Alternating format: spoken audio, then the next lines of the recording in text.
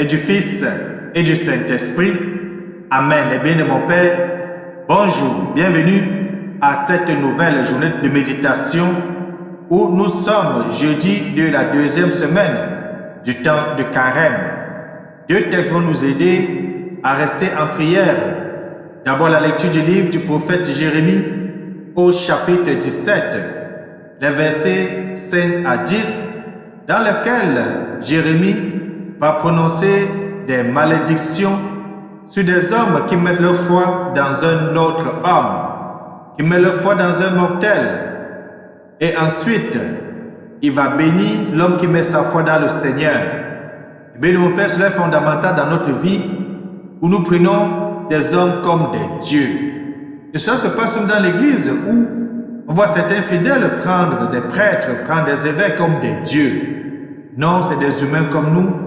Eux aussi cherchent la foi. Même si nous avons des respects en eux, nous ne les adorons pas. Ensuite, nous allons continuer la lecture de l'évangile de Jésus-Christ selon Saint Luc, au chapitre 16, les versets 19 à 31, dans lequel notre Seigneur Jésus-Christ va échanger avec nous cette parabole de l'homme riche et du pauvre Lazare. Il va souligner qu'il est difficile à un riche d'entrer dans les royaumes des cieux. Eh bien, mon Père, apprêtons les différents textes bibliques de ce matin. Surtout, ouvrons notre cœur à la méditation d'aujourd'hui.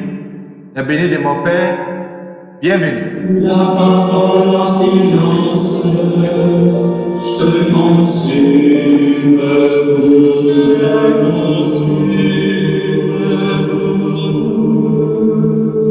pour l'espoir du monde a parcouru sa route. Voici l'heure où la vie retourne à la source. Dernier laveur de la chair, disant moi. Tournons-nous vers l'Éternel des armées et prions.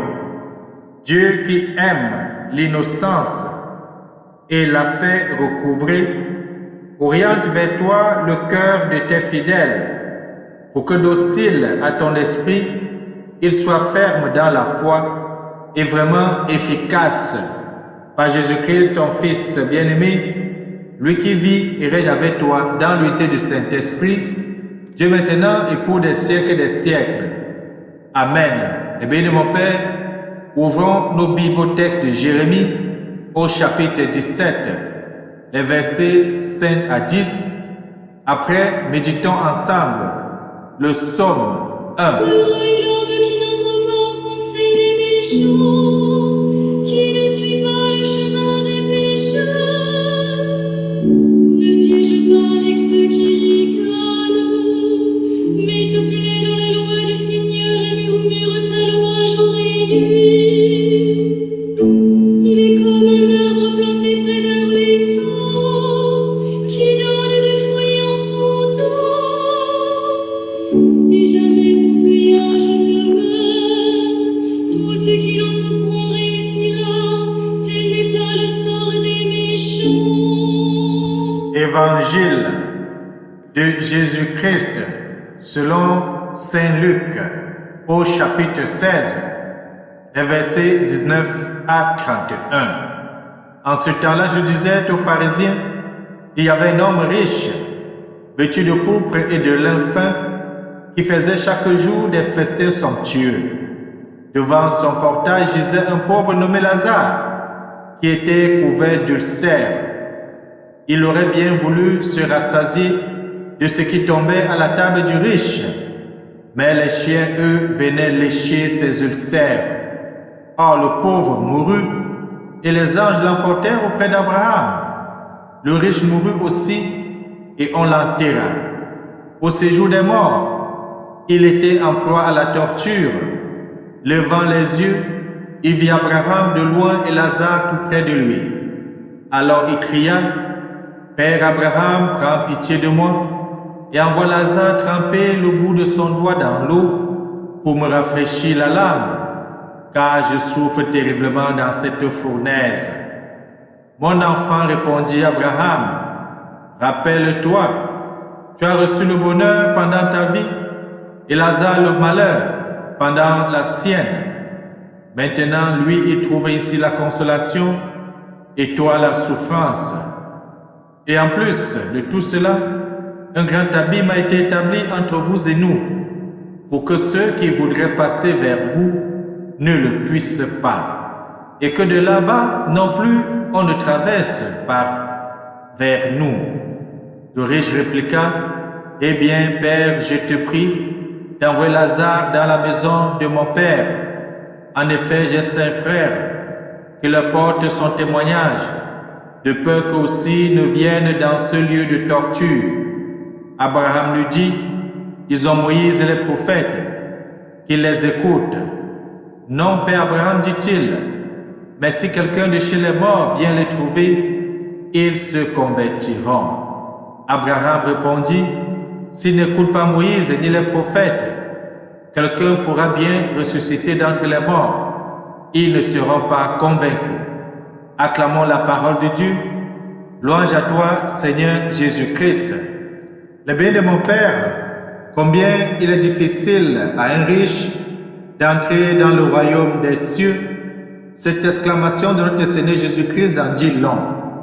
Il faut pour cela, dit Jésus, un changement radical de notre attitude. Et changement radical de notre attitude commence par le changement dans notre cœur. Nous changer, nous dépouiller de tout ce qui nous encombre, devenir une personne nouvelle, devenir un homme nouveau. Il faut nous détourner de toutes les richesses qui alourdissent notre cœur. Il est important, le bien de mon Père, de nous en détacher parce qu'il nous empêche de voir le pauvre qui gît à notre porte, le pauvre qui crie devant notre maison, le pauvre qui frappe à la générosité de notre cœur. Qui d'entre nous oserait dire qu'il ne tient à aucune richesse? Quel humain peut dire qui n'est attaché à rien? Nous sommes tous, les bien de mon Père, très préoccupés de nous-mêmes, de notre confort, de nos intérêts. Et c'est pour ça que le pape François, dans la joie de l'Évangile, va nous demander de sortir pour aller vers la périphérie, de sortir de notre zone de confiance, de sortir de notre confort, de notre bunker, pour aller vers ceux et celles qui ont besoin de nous. Il va d'ailleurs dire qu'il faut sentir les brebis. C'est une invitation qu'il formulait non seulement aux personnes ordonnées, aux prêtres, aux évêques, mais surtout il ordonnait aussi et le conseillait pour tout baptisé que tu es, pour tout disciple de Jésus-Christ que nous sommes. Nous sommes appelés, dit Jésus-Christ, à être celle de la terre et lumière du monde, d'apporter la saveur dans la vie des autres et d'éclairer le cheminement des autres. Ainsi, il s'agit de se dépouiller. Et le vrai dépouillement, le plus important au regard de Dieu, est celui qui libère notre cœur de son égoïsme et qui l'ouvre aux autres. Cela passe nécessairement par résister aux tentations du malin. Nous avons vu comment Jésus a été tenté avec 3 tentations qui révèlent notre cœur. L'orgueil, la convoitise, mais surtout l'idolâtrie. L'idolâtrie de la richesse, l'idolâtrie du bien matériel, du bien périssable. L'Évangile, le bien de mon Père, nous donne le moyen d'acquérir de vrais trésors que rien ne peut entamer.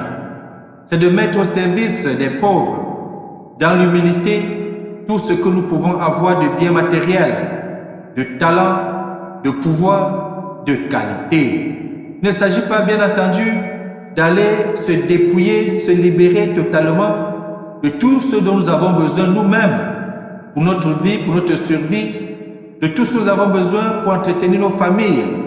Il ne s'agit pas de cela. Il s'agit de mettre d'abord Dieu devant tout, mettre Dieu en premier et mettre nos richesses en arrière.